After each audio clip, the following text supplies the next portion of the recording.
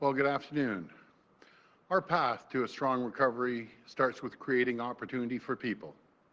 Because when people have access to opportunity, they can move up in the world. They can build a better life for themselves. They can realize their full potential. And those opportunities need to start early in life. It has to start with our young people. And if the system is broken, they can't achieve their goals. Last year, over half of the students suspended were students with special education needs. Half of our Black students aren't making the choice to pursue an academic stream in high school. Our Black, Indigenous, and racialized students face more social and economic barriers to success than their fellow students, and that's just not right. They deserve the same shot at their dreams as any other young person their age. So today, we're taking action.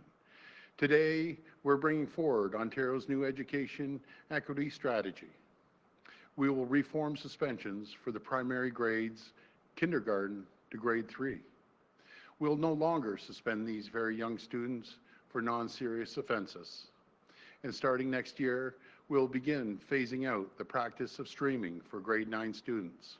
It's unfair and it's not right to ask these students at such a young age to make a decision that will determine the rest of their high school and post-secondary careers. To make a decision at 14 years old that could affect the rest of their lives. At this age, everyone needs the same foundations for learning. Everyone needs the same opportunity for lifelong success. Streaming, it leaves students behind. At a young age, one decision could exclude a student from a world of opportunities later in life. It's wrong. The system is broken, and we're fixing it. So we're going to stop the practice, starting with grade 9 math curriculum in September 2021. No matter your race, religion, gender, or orientation, I want to see every student succeed. And I want to make something crystal clear. Racism, anti-Semitism, homophobia, Islamophobia, and any kind of hate whatsoever has no place in our classrooms. Any teacher who engages in this type of behavior or who makes hateful slurs, they're done, they're gone. We're strengthening sanctions against teachers who engage in this type of behavior. As Premier, I won't tolerate it. We have to look out for our very young people. And I want to thank Minister Lecce for his leadership on this important strategy. And I especially want to thank Jamil Jivani for his guidance, advice on these critical issues. He's a true champion. I'm looking forward to seeing what our students can do when these roadblocks are removed. I want our young people to know that they can do anything they set their mind to. The sky is the limit. Whether you're learning a skilled trade, studying to be an engineer, doctor, or researcher, or thinking about starting up your very own business. I know our young people are going to make us proud. They are the future of this province, and my friends, knowing that, the future looks very bright. Thank you, and God bless the people of Ontario. I'll pass it over to Minister Lecce.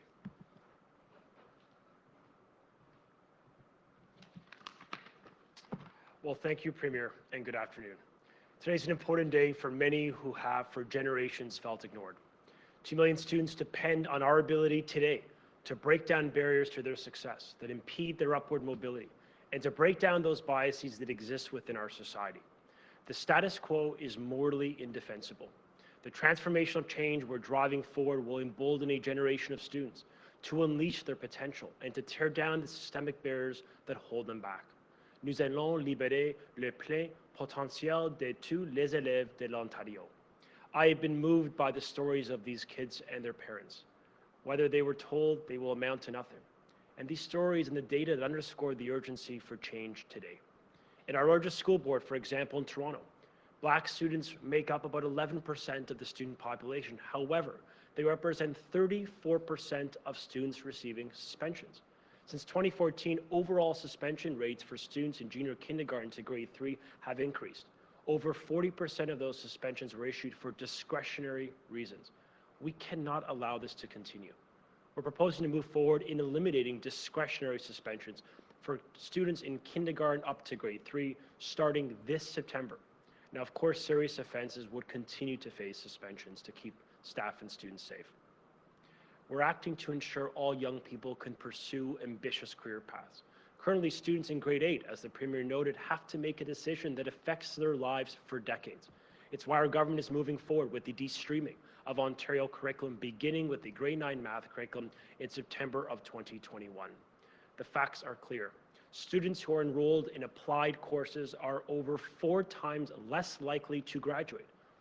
In Toronto, 47% of Black students take applied courses, compared to less than 19% for non-Black students. Only 1/3 pursue post-secondary education. It's time we end this practice and give a fair chance to all of our kids.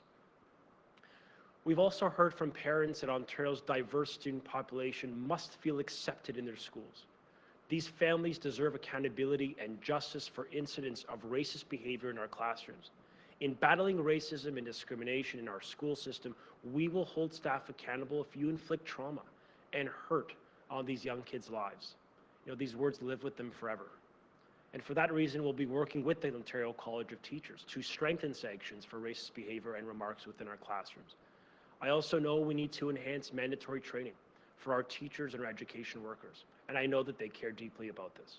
So I've proposed additional mandatory training on anti-racism, and I'm calling and urging all of our partners, including our teacher unions, to get on board with this important step forward. And in partnership with the Ontario Trustees Association, we will create mandatory anti-racism training for every trustee in this province. Now, we also know that when schools reflect the communities around them, there are immediate and long-term positive impacts on our students. Better test scores, more consistent attendance, and reduced dropout rates. This is why the government will move forward with ensuring qualified and diverse candidates are given opportunities to work and to get promoted. Folks, we can literally change the lives of a generation. And our mission is to build a province where equality of opportunity is a reality, not an aspiration. This is the legacy that we will build together. I'd like to turn it over to Jamil Jivani. Thank you so much.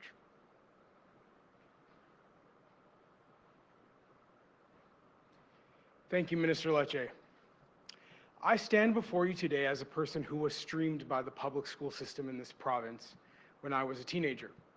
I was put into applied courses, and I know that very few people who experience streaming in our schools ever make it to a place like this, standing before you at an official podium alongside the Premier of Ontario.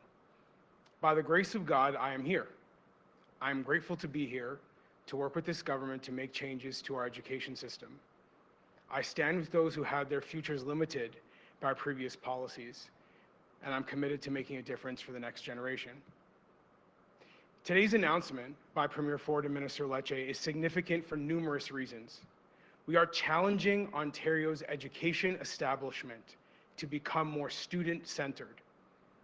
The education establishment in this province, and by this I mean the school boards, teachers' unions, teachers' colleges, and other institutions that create the education status quo in Ontario, need to be challenged to serve students better. For well over a decade now, the provincial government has been falling in line with the establishment and waiting for them to change policies and practices. It's obvious that hasn't been working. Thankfully, we now have a premier who is shaking things up. The province is not waiting for the education establishment to change their policies and practices. Instead, the province is leading by example. More work must be done to continue this movement toward a student-centered school system, but today's announcement undeniably moves us in the right direction. This is also a critical moment because it is a victory for many parents and leaders in Ontario's Black communities who worked with this government to identify the actions we are taking now. Many of these community voices have historically fallen under the radar of past governments and also the news media. Governments and news media have typically paid attention to a small fraction of the Black community that makes the most noise and sends the most tweets. But there are many other voices in Ontario's Black community with a lot to say, such as moms and dads who send their children to our schools, those in churches and mosques and temples, those who lead sports and tutoring programs, and those who run businesses. Many of them deserve credit for bringing their voices to our government and advocating for change. I'm going to name some people specifically. I can't name everyone right now, but I do want to acknowledge a few folks who I think were critical to today's policy changes. I'm talking about people like Chris and Kamisha Blackwood, two parents who have 5 kids in the Toronto school system. And despite all the demands on their time, they found a time to create a province-wide petition asking for changes to streaming and suspensions. And they had over 500 families sign that petition. I'm also talking about folks like Devon Jones and his team in Jane and Finch who run the YACE program, which serves thousands of kids and parents every year. And also Warren Salmon and his team at the Ontario Alliance for Black School Educators, who are constantly coming up with new ideas for how the education system might be improved. Credit is due to each of them and many more. Thank you for making these changes possible. My hope is that we will remember today as a call to continue elevating voices in the Black community who have been historically ignored, and to look beyond the noise and the tweets. Thank you. Okay, we'll go to the phone line for questions. First question. First question comes from Lucas Meyer from News Talk 1010. Please go ahead. Hi, Lucas. Good afternoon, Premier. And actually, I have some questions for the Minister, if that's possible. Yeah. Minister Lecce, now that you're here, we still have no idea what school is going to look like, school to school, board to board in the fall. And of course, making that worse is the fact that we also really don't have a good snapshot of what childcare is going to look like, hopefully by August. And, you know, thanks to the great reporting that Caroline had in the Globe today, it seems as though some messaging to the boards has gotten a little bit mixed up lately as well. Considering all this, is the government recommending to families and parents, and I'm sure many have already done this, but do you want to take this opportunity to tell parents and families that they should talk to their employers right now about flexibility in the fall because of all of these unknowns? Should those conversations be happening right now? Yeah, thank you for the question. When we made our announcement about 3 or 4 weeks ago, we made it very clear then, as we are today, that school boards in Ontario must be prepared for 3 circumstances given the variability that can take place over the coming weeks when it comes to public health and the ability of the province to continue to flatten the curve. A month ago, we made a judgment call that we need to be ready because that's the lesson learned from COVID-19. We need a plan to ensure the continuity of learning. The framework we unveiled, this government unveiled, will ensure that. And of course, the preference of the government continues to be everyday, day-to-day, conventional in-class delivery, meaning students in class each and every day with heightened health and safety protocols. But the prerequisite has to be safety. And I would believe that that is a consensus position, that if we can get to a point, working with public health, the command table, and Dr. Williams, the Minister of Health, that it can be done, the aim of the government is to do it. So we're working very closely with the command table in this respect. Because of the good work of the people of Ontario over the past 3 weeks since we made that announcement, we've seen a significant reduction in the amount of cases of COVID in Ontario. And that's a credit to the people of Ontario for adhering to the advice of public health. So my point is, we're going to be prepared for 3 scenarios. The government's preference is everyday, day-to-day delivery, 5 days a week in class. And the obligation on us today, and we are doing this, is working closely with public health to get to a point that we can scale up that plan. But the reason why we have a plug-and-play scenario of 3 different plans is because we need to be ready. We do not know what will happen in August. And so out of abundance of caution, to ensure kids there's not a gap in learning, we're going to be ready for 3 circumstances with a preference for in-class, day-to-day delivery. That's something that we believe can be done. It just will require continued work with the Chief Medical Officer of Health. Follow up. Okay. So the question was, should families and parents, is it your recommendation that they should be speaking with their employers right now about flexibility in the fall? And another question, if you can, has the government set aside funding for mobile portable classrooms? So with respect to the first question, the government's hope and our aspiration, what we're working on over time as we speak to you, with the Chief Medical Officer of Health and the COVID-19 command table, is to provide an in-class, day-to-day delivery of education, meaning every day in the week. So we hope to avoid that circumstance. We want to get there, but of course, it's a decision point made by doctors at the command table, not by politicians, because we're talking about the safety of our most vulnerable. There's additional funding put in the GSN, the Grant for Student Needs, for all boards of education. Every single board in Ontario has more funding. In Toronto, for example, $55 million more in order to enable them to prepare and plan for all those circumstances for September. Next question. Next question comes from Chris Rushoey from the Toronto Star. Please go ahead. Hi, Chris. Thank you. Thanks. My first question is for Minister Lecce, and it's with regards to school reopening this fall.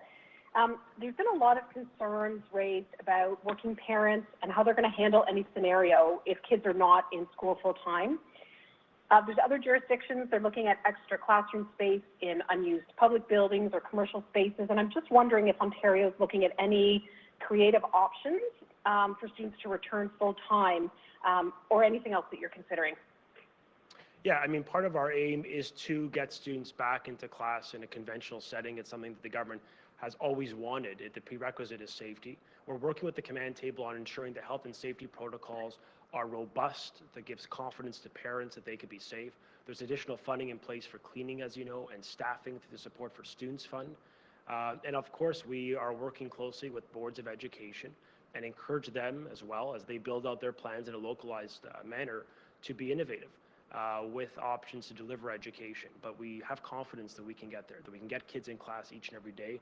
It just will require the continued collaboration with the Chief Medical Officer of Health, so that we're able to provide you, the parents of this province, with absolute confidence that the plan, the funding, and the professional development that will be done before school commences could give confidence that you could send your child to class safely in September. Follow-up. Okay, on another issue, back to COVID, the Toronto Board of Health has sent a letter and it's urging the province to take action to fight COVID in the city's northwest corner, which is actually in the Premier's riding, because it's been so hard hit by the virus. They're asking for things like increased testing, faster results, free accommodations for self-isolation, and I'm just wondering if the province is going to take these steps, what your plans are. I'll turn it to Minister Elliott. Yep.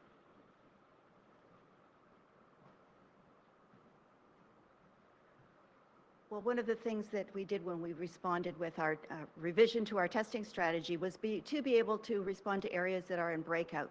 We have done that, of course, as you know, in the Windsor-Essex area with agricultural workers. We're prepared to do that wherever else we need to do. So we're certainly happy to look at the situation in northwestern Toronto. If they need help, if they need excess testing, of course, we will help out. We're also working with the federal government who's helping provide quarantine accommodations as well. So it's really important that we all work together, municipal, provincial, and federal, in order to make sure that we respond appropriately to COVID-19. But we're certainly happy to assist with mobile testing units in the assessment centers that we've already set up. Next question. Next question comes from Tina Yazdani from City News. Please go ahead. Hi, Tina. Hi, this question is for Minister Lecce. Yep. When looking at racism in Ontario schools, one of the biggest criticisms that has come up is that the curriculum doesn't adequately address Black history. Are you looking to make any changes to that? What are you doing to address the curriculum issue specifically?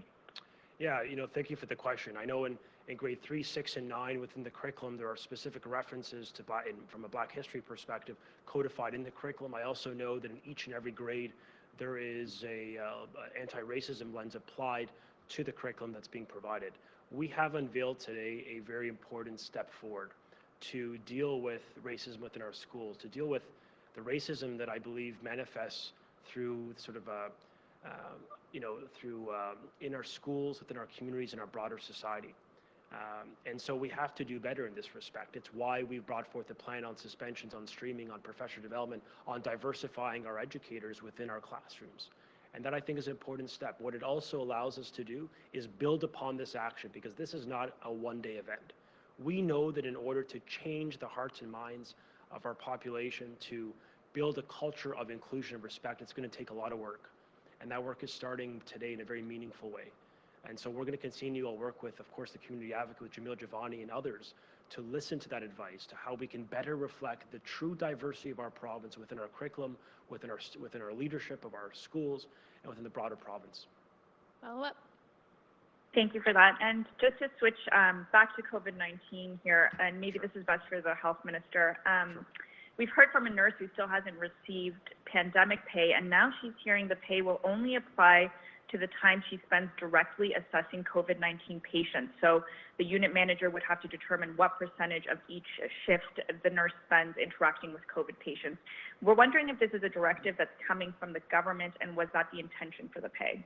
No, that's not the case. It's applied to everyone who has been in contact, who's been designated. There's 375,000 people in Ontario that will be receiving pandemic pay. They should be receiving it very shortly, in fact, by the end of this week, which is quickly approaching. But no, it's not going to be weighted based on the percentage of their shift that they spent working directly with COVID patients. We know that many people, many nurses, in fact, interact with COVID patients on every part of their shift. They are the true heroes in all of this, and they will be receiving pandemic pay for that entire period. That was stated by the government. Next question. Next question comes from Michael Crowley from CBC News. Please go ahead. Hi, Mike. Yes, hi. A question in relation to the Windsor area from my colleagues at CBC Windsor, or Windsor Essex, actually. According to Ontario Health, of the about 175 farms that employ foreign workers, it appears that only about a couple of dozen have actually gone and gotten their workers tested. What do you think of that, and is there anything that the province can do to get more testing done on these farms? Well, we have a complete team down there from Ontario Health, Public Health, Emergency Services from the province down there, and constant communication with OMAFRA. The farmers are cooperating, the workers are cooperating, so it's all hands on deck down there. I'm going to be down there next week. I'll be talking to the farmers. I'll be speaking to the both mayors down in Kingsville and Leamington, and I'll be able to see firsthand and look at the results. But we have a complete team down there, and we're working through it. You saw the cases spiked a little bit yesterday. Half of those cases came from the area of Essex. So we're onto this, Mike. Follow up. And I have a stage 3 question for you, not about when, but what. Can you give us any clearer picture of what stage 3 will actually look like? In other words, what restrictions are we going to see being lifted, and which ones would stay in place? And can you get it all specific about whether, for instance, bars would be allowed to open to have patrons inside? What about for restaurants? What about gyms, cinemas, those kinds of things? Well, hopefully in the very near future, if it gets through the health table, then we'll roll that out. Right now, I don't have a list in front of me to give you exactly what's opening, but again, I want to make sure that the health table approves it. I don't want to give you a list and then all of a sudden the health table doesn't approve it. So it's going to come very shortly, hopefully sooner than later. Next question. Next question comes from Michelle McQuaid from the Canadian Press. Please go ahead. Hi, Michelle. Hi, Premier. This is a question for Minister Lecce. First, on the streaming announcement today, you indicated that the math curriculum would be the first to be de-streamed, and I believe you said it would be next September rather than this September. Yeah. What other plans do you have for de-streaming? Are there other subjects that you plan to include? Is it going to be pushed back and the streaming process begins at a later grade? I'm just wondering if you can shed some light on specific plans. Yeah, thank you. The government has unveiled a new math curriculum for grade 1 to 8 that will take effect in September of this year. Something we felt very important about getting out, modernizing it, and ensuring that it is aligned with the labor market needs of our province with financial literacy and coding. We've also committed to unveiling a new curriculum for grade 9 math in September of 2021. That will be the first curriculum in Ontario that will be de-streamed for grade 9. Now remember, Ontario is the only province in the country that streams in grade 9 that early. A decision point that is made, as the Premier noted, in grade 8 for a 13-year-old having to make a decision for their life. And so the OECD has recommended moving streaming to a later grade, grade 10 and or 11. We'll be moving that back. And I think, to be quite honest with you, this is going to open a conversation about streaming and the efficacy of streaming. You know, in Toronto, the Toronto Public School Board, I will give them credit, they commenced a process of de-streaming their curriculum some years ago. What they have seen is they've maintained the integrity of learning for those students that that were in the, the academic stream, if you will, as likewise while lifting up the performance of those students who were in the applied stream. And EQAO was the data point that gave us that. And so the fact is, both can be achieved. So I think today we're communicating a clear intent to bring forth a de-streamed curriculum to lift that expectation, part of a $200 million four-year math strategy. In the negotiations, we had the Support for Students Fund, $200 million that is dedicated to the priorities of students, one of which is math, a core area of knowledge that we know they need for their personal lives and for the broader economy. And so those investments are in place. We're also putting a mandatory test for new educators in Ontario, for teachers, that they must meet that grade 9 math standard. And likewise, we're providing $20 million to incentivize them to take professional development and training, additional credits, qualification courses to improve their skills, because I know many of them do in fact want to be part of that solution. We are doing everything we can, from the training to the curriculum to the practice of how we teach, to including things like social emotional learning within it, to really try to change the trajectory of math, because after a decade of trying under a different system and under the defense of the status quo, as Jamil spoke about, it's so obvious when nearly half of students, or rather over half of students, are not meeting the provincial math standard, can't meet a basic math standard. We need to do business differently in this province. And this plan will help that. It will unleash the full potential of every child, most especially racialized kids who have felt ignored. It's the racism of lower expectations. It's not really believing in their potential, and we need everyone in the system to start doing that, and that work will start this year. Follow-up? Thank you. And my next question has to do, again, with reopening in September. I've been speaking with people in northern and rural communities about their concerns about the reopening protocols. They are preparing all the 3 scenarios as mandated by the government. They're expressing a preference for everyday schooling, which is what you indicated earlier today, but not necessarily what came through earlier. A couple of weeks ago, the preference seemed to be that you were proposing a hybrid model be the sort of go-to option. Yeah. I'm wondering if you can clarify that for one, but also indicate whether or not you're willing to consider a regional approach to reopening, given the different geographical constraints that different regions are operating under, as well as the different caseloads in play. Yeah, I appreciate that question. What we announced and what our government's position on reopening is that, given the fact that no government will know with precision what the data and the health and the risk associated with COVID will be in September, we've asked school boards, every board in the province, to present us with 3 plans. A plan for day-to-day in-class learning, 5 days a week, conventional delivery, with heightened health and safety protocols. The second option is an online option. God forbid we have to use it. And the third option is blended, with an assumption that public health may come to us in the future. They could say that there cannot be more than 15 children in a classroom, capped at 15 and cohorted. We are going to be ready for each and every scenario, based on the incredible progress of the people of this province, based on your adherence to public health, and really what has been inspiring Herculean unity of the people of this province. We're now at a point much different than we were 3 or 4 weeks ago. And that data is fluid, but it's moving in the right direction. It gives us promise about our reopening plan to get to where those boards, and to be fair, where a lot of parents and where every member of our caucus wants to go, which is day-to-day learning. These kids need it, especially after being out of class for so long because of COVID-19. So we agree with you. We are with you.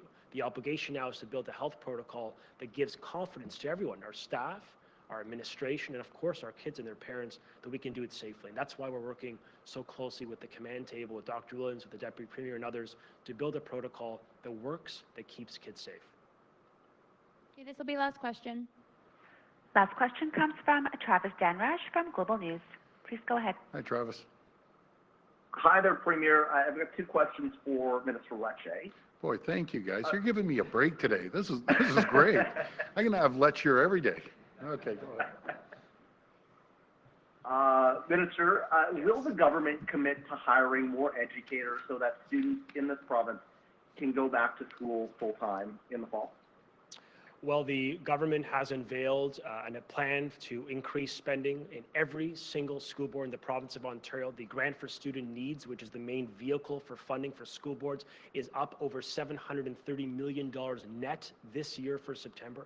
As I noted, the per pupil funding per child, is up around roughly $250 more this year than last year. The enhancements for special education and math supports are up. The Learning Opportunities Grant, over $500 million is being dedicated for supports.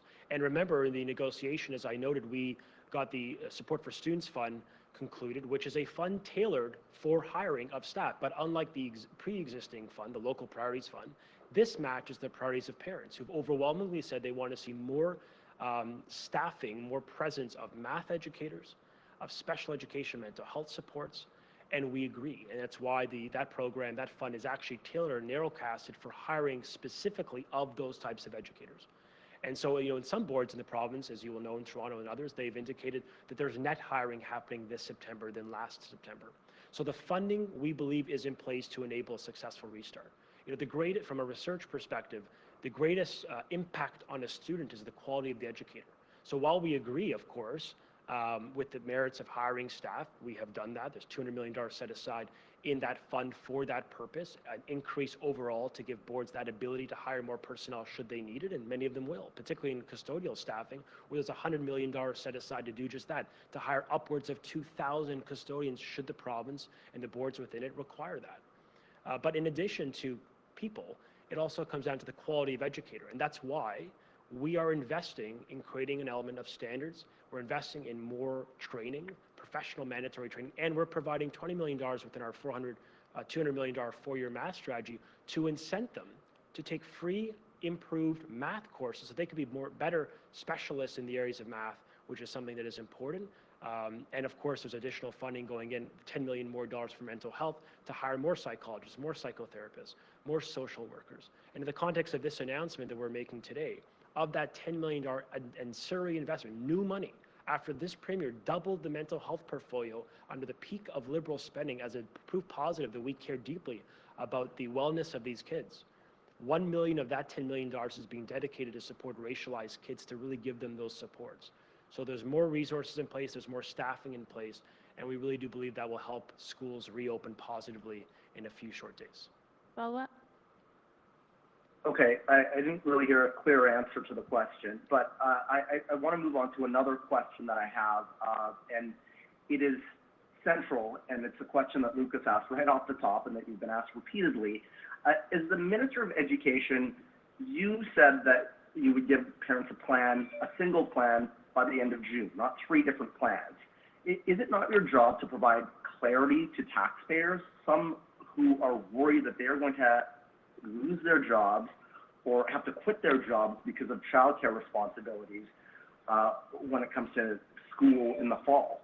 It's my obligation, Travis, to have a plan for every circumstance that can manifest. It's why we are preparing for each and every scenario that can take place. If there is a lesson learned from COVID-19, it's to be ready for the unknown. It's why we're going to scale up and improve our online learning program. It's why we're providing professional development for every educator to do that, to educate using that method better, to create synchronous live learning expectations for every student should, God forbid, we need it. It's why under the blended model, we've worked with public health to use a cohorting model that allows these children to be kids, but still to go to school. And it's why we have worked very hard to create a health and safety protocol for a return to school conventional day-to-day model. I understand fully that parents in this province want to know with clarity what September will look like. And our government's plan is to have a readiness, an operational readiness in our school boards to respond to the local circumstance as it arises. And based on the incredible work of the people of this province, we are moving in the right direction. And so, we're going to work very closely with the Chief Medical Officer of Health to provide further details on that conventional delivery model. We've got to continue to work with him. The data is moving in the right direction to get to the point that I can look to you and the parents of this province to say it is safe to do so, to send kids back to school each and every day. And that likewise applies to childcare as we look at efforts to improve and rather enhance the amounts of capacity of children that could be within these centers. We know this is important to you. We're working around the clock to get this right. When it comes to our kids, we're going to do whatever it takes, as the Premier has said, to invest, to support, and to create a health protocol that gives confidence to the people of this province. Thank you. Thank you. Thank you, everyone.